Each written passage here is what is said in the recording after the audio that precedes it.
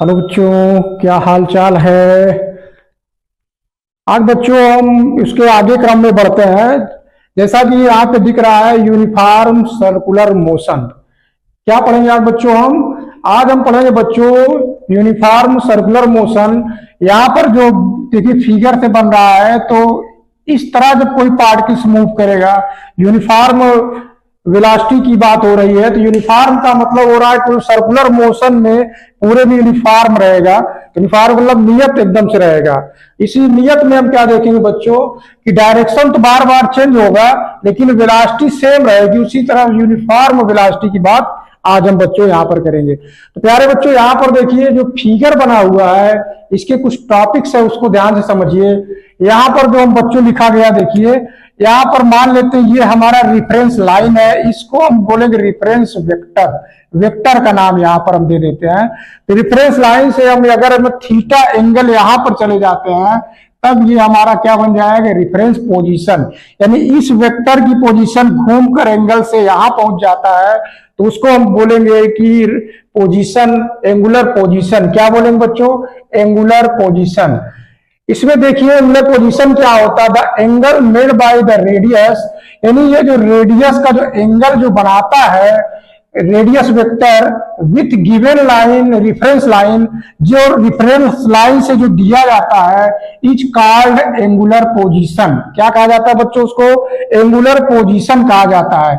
इसको क्या बोला जाएगा, एंगुलर पोजीशन बोला जाएगा। इस चीज को ध्यान रखिएगा बच्चों। फिर से ध्यान से देखिए, एंगुलर पोजीशन का क्या मतलब होता है, angle made by the radius vector. इस रेडियस वेक्टर से जितना एंगल बना रहा है विथ गिवन रिफरेंस लाइन, जो हमने ये रिफरेंस लाइन दिया, तो उस रिफरेंस लाइन से जितना एंगल बना रहा है, ये जितना एंगल बना रहा है, तो ये एंगल थीटा बना रहा है, तो यही पोजीशन हमारा इज कॉल्ड एंगुलर पोजीशन कहलाएगा। क्या कहलाएगा बच्चों, एंगुलर पोजीशन कहलाएगा। यहां तक बच्चों बात समझ में आ रही है, एंगुलर पोजीशन की बात पता होगी बच्चों। अब इसमें हमको क्या देखना है, एंगुलर डिस्प्लेसमेंट। यहां पर हम वहां पर जो हम डिस्प्लेसमेंट पढ़ते थे कि वन लाइनियर में यहां से यहां तक विस्थापन, अब जब हम यूनिफॉर्म की बात करेंगे तो जो डिस्प्लेसमेंट होगा बच्चों वो थीटा होगा। एंगुलर डिस्प्लेसमेंट को क्या कहा जाएगा बच्चों, थीटा बोला जाएगा। उसकी डिफिनीशन क्या है जरा फिर से देखिए, angle through which the radius vector, जो एंगल इसमें रेडियस वेक्टर से जो प्राप्त हो रहा है, कहेंगे इज गिवन टाइम इंटरवल, मतलब इस यहां से यहां तक जाने में टाइम इंटरवल में जितना एंगल बन रहा है, इज कॉल्ड एंगुलर डिस्प्लेसमेंट। इसको क्या बोलेंगे बच्चों, कॉल्ड करेंगे इसको एंगुलर डिस्प्लेसमेंट। तो हम इसको क्या बोलेंगे, एंगुलर डिस्प्लेसमेंट। यानी इस यहाँ T1 समय से T2 समय में जितना एंगुलर डिस्प्लेसमेंट हुआ है, उसको हम इस तरह परिभाषित कर सकते हैं। एकदम कॉन्सेप्ट क्लियर करें बच्चे। Angle through which the radius vector, इस रेडियस वेक्टर से जितना एंगल हो रहा है इन गिवन टाइम इंटरवल, इस दौरान यहां पे जिस टाइम में ये बना है, इज कॉल्ड एंगुलर डिस्प्लेसमेंट। इतनी बात बच्चों समझ में आ रही है। आगे हम देखते हैं बच्चों कि एंगल जो हमारा हमने पीछे कक्षाओं में पढ़ चुके हैं, जब एंगल निकालते हैं theta equal to arc upon radius. क्या पढ़ते हैं बच्चों, आर्क अपॉन रेडियस। तो यार हमारा आर्क है, यहां से यहां तक का जो आर्क बना हुआ है, इसको यस से डिनोट करेंगे। तो यस अपॉन आर, आर हमारा क्या बच्चों रेडियस है, अथवा हम लिख सकते हैं इसको इधर तिरछा मल्टीप्लाई कर देंगे, तो s equal to r theta लिखा जा सकता है। लेकिन ध्यान देना बच्चों, क्या ध्यान देना है, theta is the measured in radian. Theta को सदैव हम रेडियन में मेजर करेंगे। किसमें मेजर करेंगे बच्चों, थीटा को हम रेडियन में मेजर करेंगे। यानी थीटा को हम इस तरह नहीं लिखेंगे थीटा 60 डिग्री, 60 डिग्री नहीं लिखेंगे, बल्कि क्या लिखेंगे बच्चों, इसको 60 अपान 180 कर देंगे। तो 180 का मतलब है पाई बाई लिखेंगे, पाई बाई एक कट जाएगा 3, तो लिखा जाएगा पाई बाई 3। ये हमारा बच्चों हो जाएगा रेडियन। तो हमको थीटा क्या लिखना है बच्चों, रेडियन में लिखना है। किसमें लिखना बच्चों, रेडियन में लिखना है। ये बात क्लियर हो गई है। आगे बढ़े बच्चों, angular velocity. Angular velocity, average angular velocity यानी टोटल एंगल रोटेशन, जो टोटल एंगल रोटेट हो रहा है, मतलब θ1 से θ2, इसको हम ये मान लें यहां पर θ1 हुआ, इसके बाद यहां से यहां तक गया θ2 हो गया। क्लियर हो गई बात बच्चों? यानी एक एंगल हमारा यहाँ पर θ1 हुआ और अगला क्या हो गया हमारा θ1, फिर अगला क्या हो गया θ2। तो जो एंगल टोटल एंगल रोटेशन किया θ2 से θ1, टोटल टाइम टेकन, जो टाइम लिया t1 से t2, अब यहाँ t बराबर 0 पर था बच्चों और ये t1 पर था मान लेते हैं, और ये हमारा कहां पहुंच गया, t2 पर पहुंच गया। ये टाइम इंटरवल जो हो रहा है, टोटल टाइम टेकन लिया उसको t2 माइनस t1 कर देंगे तो हमारा क्या निकल आएगा, एवरेज एंगुलर वेलोसिटी प्राप्त हो जाएगा। यानी थीटा का जो डिफरेंट आएगा, यानी ये टोटल एंगल जो होगा उसका हम कह सकते हैं, क्या कह सकते हैं कि where theta and θ2 are angular position. Position इसीलिए हम कहें बच्चों की पोजीशन की परिभाषा एकदम पता होना चाहिए। यानी ये जो पोजीशन है, इसकी पोजीशन θ1 से θ2 हो जाती है, उस टाइम इंटरवल को अगर हम रेशियो निकाल लें तब हमारा एवरेज एंगुलर वेलोसिटी पता हो जाएगा। इतनी बात क्लियर हो गई बच्चों? इंस्टैंटेनियस एंगुलर वेलोसिटी की बात करते हैं। इंस्टैंटेनियस का मतलब होता है कि एकदम थोड़ा सा विस्थापन। थोड़ा सा विस्थापन का मतलब the rate of which the radius vector, जो रेडियस वेक्टर का जो रेट है, the particles with respect the centre rotate, इस सेंटर से ऐसे रोटेट करेगा। जब ये रोटेट करना शुरू करेगा तो एकदम स्मॉल एंगल की बात करेंगे। Which called as instantaneous angular velocity. यानी टाइम जो हमारा रहेगा टेंड्स टू 0, 0 से थोड़ा सा बढ़ना प्रारंभ होता है तो उसको हम क्या कहेंगे, del theta upon delta t, यानी लिख सकते हैं d theta upon d t. तो ये जो हमारा बच्चों प्राप्त हो गया omega equal to d theta upon d t, ये हमारा प्राप्त हुआ इंस्टैंटेनियस एंगुलर वेलोसिटी। किसी कोई संदेह नहीं बच्चों? वेलोसिटी का फार्मूला क्लियर हुआ, omega equal to d theta upon d t. जितना डी थीटा और टाइम का रेशियो रहेगा, जितना एंगल विस्थापन पर, डी का मतलब होता है इंस्टैंटेनियस, निकला था बच्चों, इंस्टैंटेनियस एंगुलर वेलोसिटी। इस तरह पढ़ेंगे, हमने पढ़ा भी था इंस्टैंटेनियस कैसे निकाला जाता था, तो इंस्टैंटेनियस की बात हो गई है बच्चों। इतनी बात समझ में आ रही बच्चों?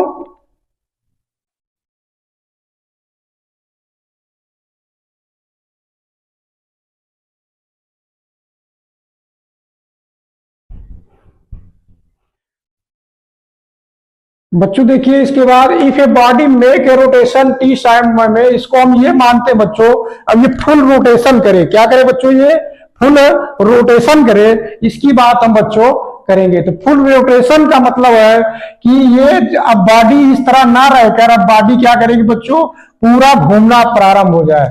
मतलब कि यहां से जैसे हम वेक्टर की पोजीशन को ऐसे घुमाना शुरू कर दें, यानी ये यहां से यहां तक पहुंच गया, यानी अब ये मूव करना शुरू कर दे। क्या करना शुरू कर दे? मूव करना शुरू कर दे।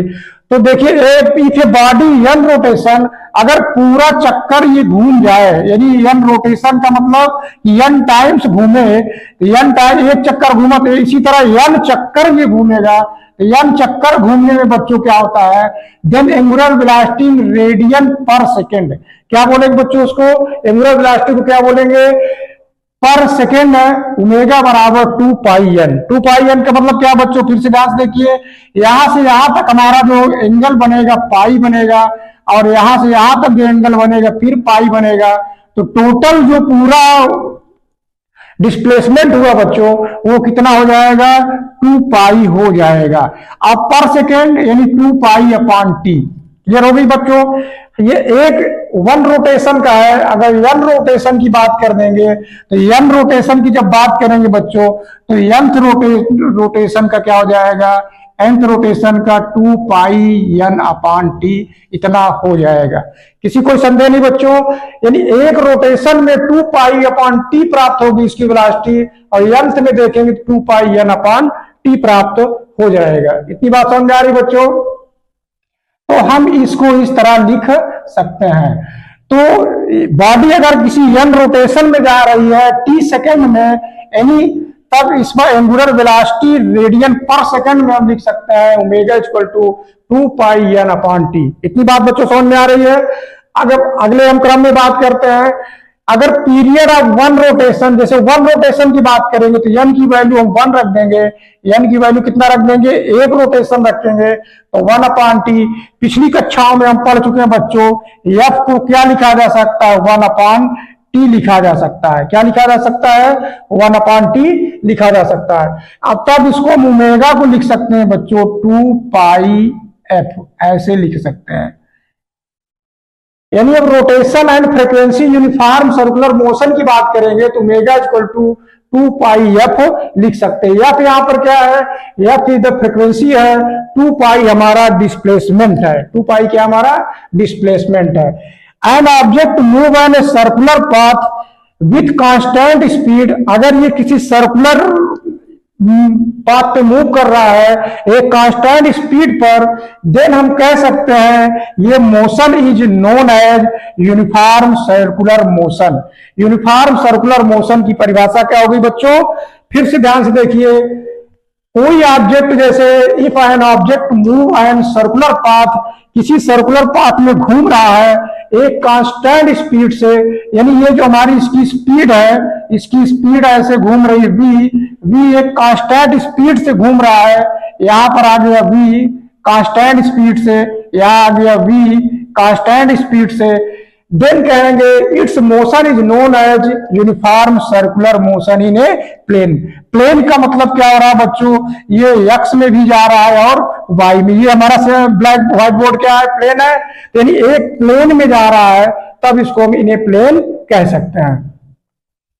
मैग्नीट्यूड ऑफ द एक्सेलरेशन, अगर इसमें एक्सेलरेशन की बात करें, इन सच मोशन रिमेन कांस्टेंट, इसका एक्सेलरेशन तो कांस्टेंट रहेगा बट डायरेक्शन चेंज कंटिन्यूअसली, मतलब इसका डायरेक्शन जैसे जैसे घूमेगा इसका डायरेक्शन हरदम बदलता रहेगा। यानी बदलता किसका रहेगा, एक्सेलरेशन का हमारा डायरेक्शन बदलता रहेगा। ये तो कांस्टेंट रहेगा बट इसकी डायरेक्शन चेंज होगी। डायरेक्शन क्यों चेंज होगी, मान लीजिए यहाँ पर इस तरह है, यहाँ पर ऐसे हो गया, फिर यहाँ पर ऐसे हो गया, यानी हरदम जो है इसका बदलता जाएगा। यानी डायरेक्शन वेलोसिटी जैसे जैसे होगी एक्सेलरेशन भी वैसे वैसे चेंज होता चला जाएगा। यानी डायरेक्शन चेंज होगी लेकिन उसका जो एक्सेलरेशन कांस्टेंट रहेगा। इतनी बात समझ में आ रही है बच्चों।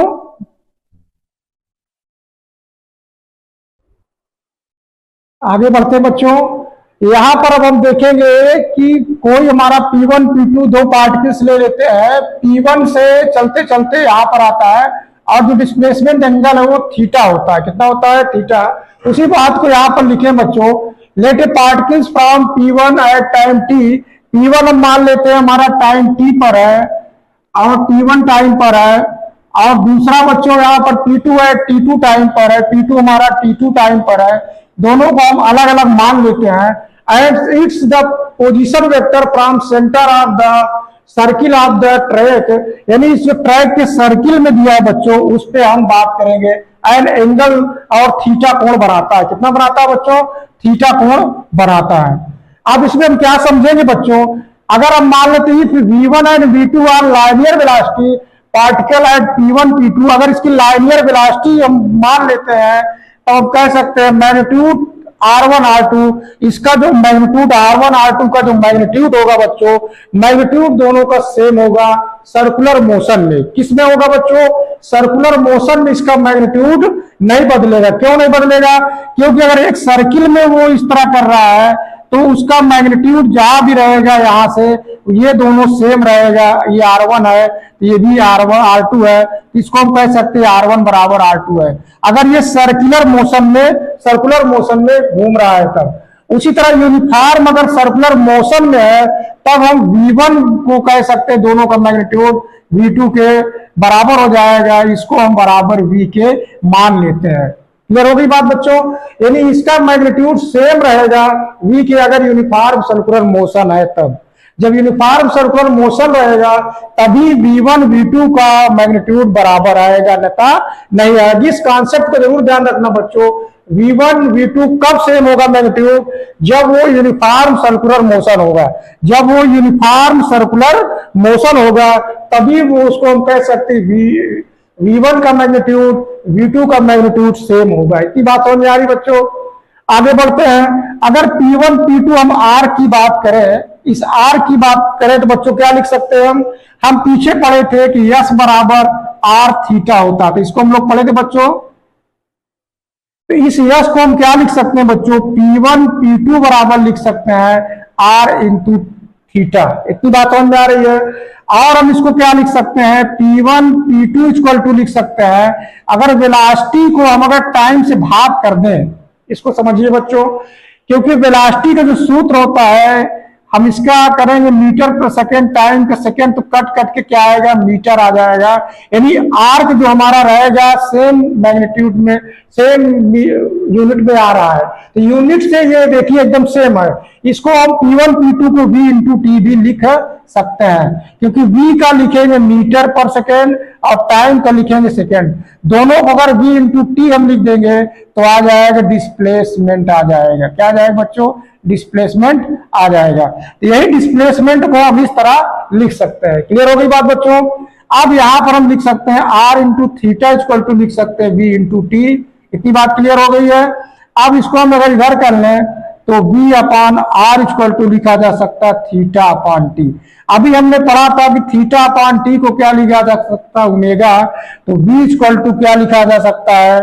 R इंटू ओमेगा लिखा जा सकता है। इतनी बात बच्चों समझ में आ रही है?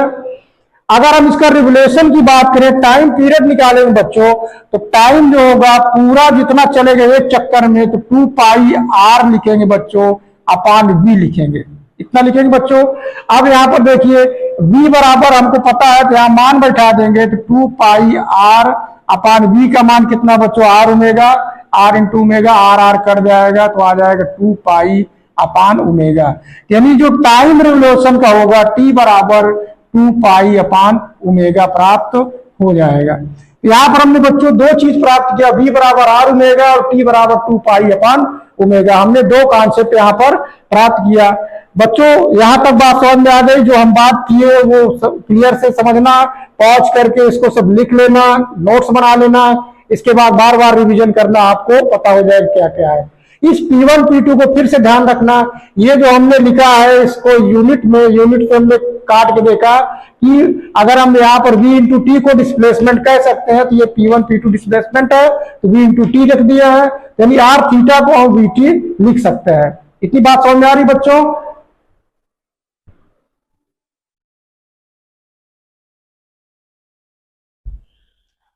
बच्चों अब देखते हैं इसमें important points about uniform circular motion में क्या इंपॉर्टेंट पॉइंट्स है।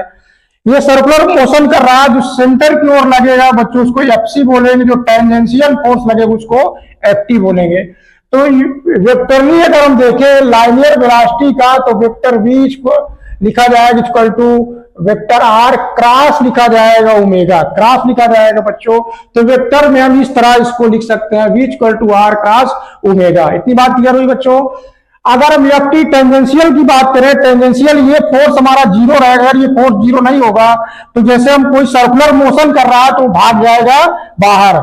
अगर बाहर का फोर्स ज्यादा हो जाएगा तो क्या होगा? सर्कुलर मोशन समाप्त हो जाएगा। सर्कुलर मोशन के लिए F t equal to zero, तो एफ टी इक्वल टू जब जीरो होगा बच्चों तो एफ नेट जो हमारा आएगा एफ सी यानी सेंट्रीपिटल फोर्स के बराबर होगा। सेंट्रीपिटल फोर्स को हम कह सकते हैं M B square upon r, और इसको हम चेंज करेंगे तो एम ओमेगा आर प्राप्त हो जाएगा बच्चों। अब यहां पर हम एफ सी को लिख सकते हैं M B square R. F C always perpendicular the velocity, जो वेलोसिटी हमारी बच्चों थी इसी में था, यानी हम यहां पर इस तरह बना सकते हैं। क्या बना सकते हैं बच्चों कि एफ सी जो हमारा वेक्टर बना बच्चों वेलोसिटी के परपेंडिकुलर होगा, सदो परपेंडिकुलर होगा। इस चीज को ध्यान रखेंगे कि direction of F C must be change. F C के डायरेक्शन चेंज होगा, यहां पर आ जाएगा एफ सी, यहां पर आ जाएगा एफ सी, मतलब इसका डायरेक्शन चेंज होता जाएगा। डायरेक्शन क्या रहेगा? चेंज होगा। इन अदर वर्ड्स हम क्या कह सकते हैं एफसी इज वेरिएबल फोर्स, यानी एफसी क्या होगा कि वेरिएबल फोर्स रहेगा, यानी बदलता चला जाएगा। वेरिएबल फोर्स क्या रहेगा, बदलता चला जाएगा। वर्क डन इसका निकालेंगे ऑलवेज जीरो रहेगा, इसका वर्क डन ऑलवेज क्या रहेगा, जीरो रहेगा। क्लियर हो गई बात बच्चों। तो वर्क डन एफसी का ऑलवेज जीरो, क्यों, क्योंकि centripetal force can not change the kinetic energy. Centripetal force जो रहेगा वो काइनेटिक एनर्जी में नहीं बदलेगा, उस पार्टिकल का काइनेटिक एनर्जी में नहीं चेंज हो सकता। इट प्रोवाइड्स एक्सेलरेशन, क्या प्रोवाइड करता है वो, केवल एक्सेलरेशन प्रोवाइड करता है, but does not know work, और वर्क नहीं करता है। पावर की बात करें बच्चों तो पावर बराबर एफ डॉट वी लिखा जाएगा। डॉट का जब सिंबल आता है बच्चों, तो ये अगर हम एफ डॉट वी की बात करें, एफ डॉट वी की हम बात करें बच्चों, तो डॉट जब किसी में आता है तो F V into cos theta लिखा जाता है। तो कॉस थीटा, कॉस 90 का थीटा रख देंगे तो पूरा क्या होगा, जीरो हो जाएगा, यानी पावर भी बच्चों जीरो हो जाएगा। तो ये कुछ बेसिक कॉन्सेप्ट है बच्चों जिसको याद रखना है यूनिफॉर्म सर्कुलर मोशन में, जो हमने आपको बताया। एक टेंजेंशियल फोर्स, एक सेंट्रीफ्यूगल फोर्स, इन दोनों का जो संबंध है, और वर्क डन की बात करें सेंट्रीफ्यूगल फोर्स ऑलवेज जीरो रहेगा और पावर भी उसका जीरो रहेगा। तो बच्चों ये टॉपिक आपको अच्छी तरह से समझ में आ गया होगा, आशा करते हैं कि आप ध्यान से पढ़ेंगे। धन्यवाद बच्चों।